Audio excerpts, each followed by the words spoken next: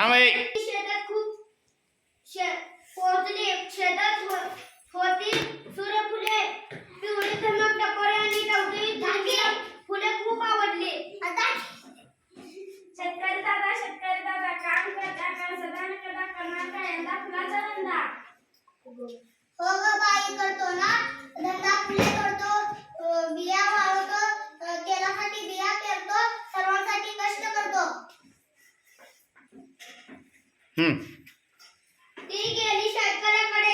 त्याला म्हणाली, शेतकऱ्या का शेतकरी बाई करतो ना. शेतकऱ्याचे बोलणे ऐकून मुंगीच्या मनात एक विचार आला. तिने शेतकऱ्याकडून एक फूल घेतले. घरी आली, फुलातल्या बिया काढल्या. काही बिया कोकिलेला दिल्या, काही बिया खारुताईला दिल्या, काही खाल्ल्या घेतल्या त्या खाल्ल्या आणि पुढच्या वर्षी खाण्यासाठी काही बिया जपून ठेवल्या. कोकिलेच्या कपाळावर आल्या आट्यात. तिने कावळ्याच्या घरट्यात ठेवल्या बिया. कावळ्याने बिया पाहिल्या. तो म्हणाला, का गं बाई, असं का करताय? असं करते संध्या बरोबर बिया ठेवते. नको, माझ्या घरट्यात बिया, सगळ्या बिया जातील वाया. कावळ्याने बिया उचलल्या आणि टाकून दिल्या. चिमणीने पाहिल्या बिया. बसली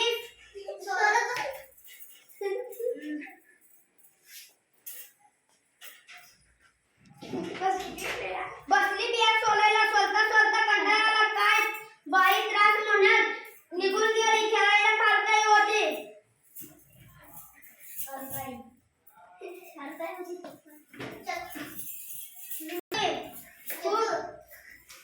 चतुर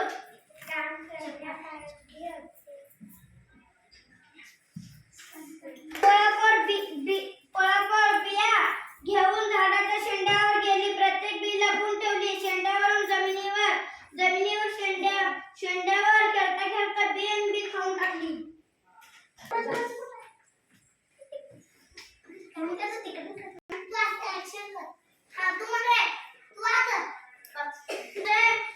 भले व्हावे सर्वांचे, उपाय काही सुचेना, झोप काही लागेना. सकाळ होताच चटकन उठली. बिया घेऊन जमिनीवर आली. आनंदाने गाऊ लागली, अरे अरे मित्रांनो, खड्डा करूया गड्यांनो. कावळा म्हणाला, कशासाठी?